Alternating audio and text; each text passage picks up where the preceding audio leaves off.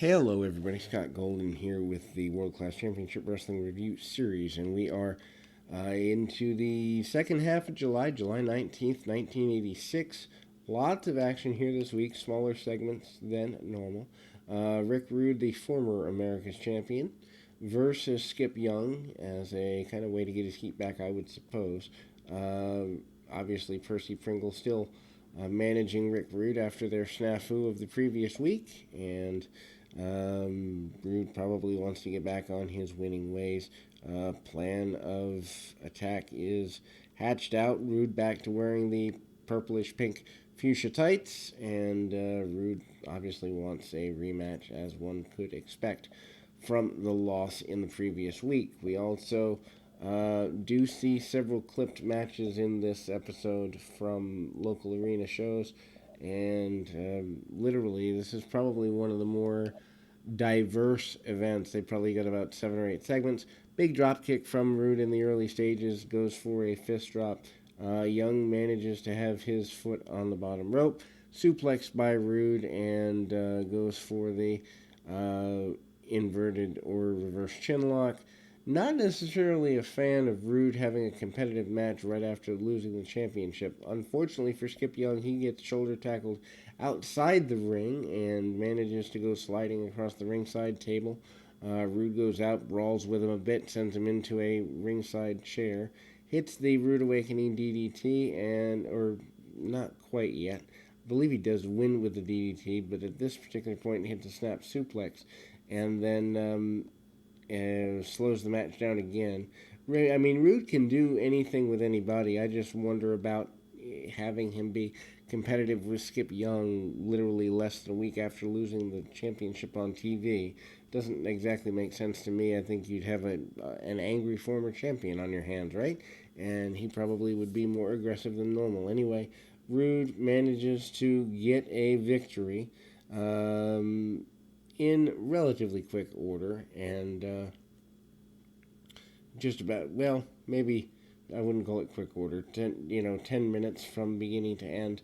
Low blow headbutt by Rude, followed by that falling DDT. Rude gets the victory. Bruiser Brody says he wants Abdullah the Butcher under any means necessary, and he is very angry about that. That is the gist of his very short, although powerful promo. Then we go to Bruiser Brody against Marcel Pringle. I wonder if related to Percy. Don't know, but anyway. And Percy is alongside him, so one would assume there's a relationship there, relative. But anyway, Brody with a more basic style than one would imagine. Arm bars and arm locks and that.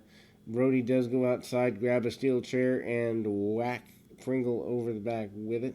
Percy Pringle wants nothing to do with his relative's misfortune and quickly runs away.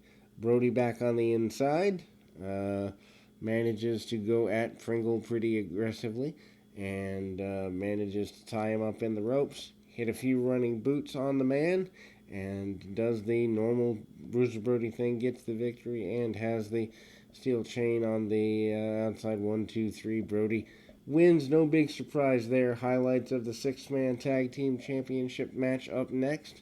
I do believe this is from an outdoor arena just because it looks a little bit different. Anyway, Mike Von Erich back in action here. Actually hits a spinning head scissors among other things. Rolls through and gets that going.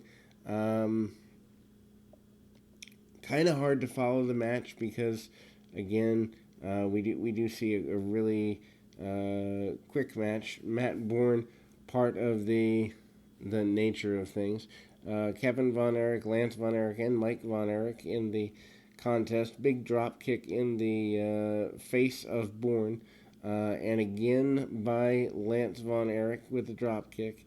Again, the match is clipped almighty heck here.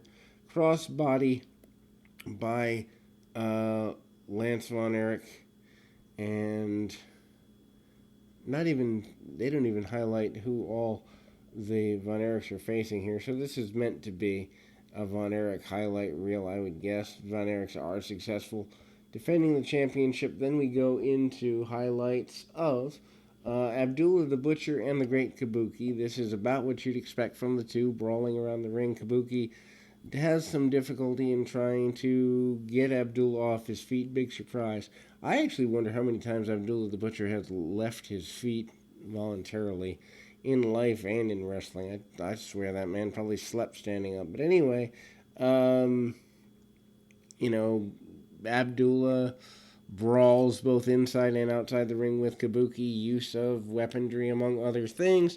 They show about 2 minutes clip of that, 3 minutes at maximum.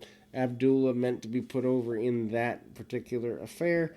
Then we move to the semi-main event, Killer Tim Brooks, Kevin Von Erich. Again, Kevin back mainly because of the loss of Kerry due to the motorcycle accident. Kerry said in the interview a couple of weeks ago that he'd be back in 3 months. That seems a little extreme, but maybe, who knows. Anyway, the match between Von Erich and Brooks is relatively basic. I mean, nothing to write home about. Kevin uses his speed. Brooks uses his power. Clash of styles sort of thing there. Big drop kick right on the chin of Brooks early or at the midpoint. And Kevin manages to get a victory relatively quickly. I mean, less than 5 minutes. Big splash off the top rope for Kevin to get that victory. Matt Bourne and Buzz Sawyer against Chris Adams and Brian Adias is your main event of the week. They're given about, let's say, 12 to 15 minutes here. And Sawyer is holding on to what I believe is the Texas Championship. Anyway, Sawyer is a little nuts, to say the very least. Adams is holding on to the World Championship here, and interesting that he gets a graphic. I don't think Sawyer does. Adias, getting the rub here by being in there with Adams. Atomic drop and drop kick by Adias on Buzz Sawyer. Sawyer comes up and he is running all over the place and probably on something because he was pretty intense at the time. Anyway, Matt Bourne comes in there with Chris Adams, tag off by Adams, back to Adias, and they do some double teamwork there. Adams and Sawyer are squared off, hammerlocks, and really basic maneuvers here. Adias comes back in. The heels cut the ring off on Brian Adias for a minute or two. Adias, though, has more speed, manages to come up, arm drags and the like, really basic stuff. Brian Adias has shaped into a reasonably good professional wrestler. We go back to the champion, the heavyweight champion, Chris Adams, being in the ring, hits a suplex and a little bit of a, I guess, falling headbutt would be a more accurate term, on Matt Bourne, and that match the match goes on for several more minutes. The babyface is in control. Cut the ring off on Buzz Sawyer for a few minutes, which is weird because Sawyer usually on television, at least what I've seen of him before, doesn't like to do a whole abundance of selling. Actually would rather eat up the guys that he's facing instead. Tag back off to Matt Bourne, and he gets a few shots in on Chris Adams. Tag back off to Sawyer, and Adams in there a little bit longer than he wants to be. Brian Adias gets the hot tag. Adias cleans house on both heels for a few minutes. Adias goes to the outside and doesn't get what he wants because he wasn't the legal man. So that's there. And top rope headbutt or splash, depending on your perspective, attempted. And now Adias finally is the legal man back in the ring with less than 2.5 minutes remaining in the program. Big back body drop by Adias, cleaning house on both guys, both heels. All four men back in the ring, and the main event has broken down into extra chaos. flying forearm by Adias on Buzz Sawyer and gets what is about a 2.5, 2 3/4 count. Referee losing control of the match again, and the go behind roll up on Adias. The referee is, however, knocked unconscious here. That leads to a clothesline shot by Matt Bourne to the neck area of Adias, and Sawyer and Bourne have tied things up. They are victorious here this week. We'll be back with more of the World Class Review Series right after this.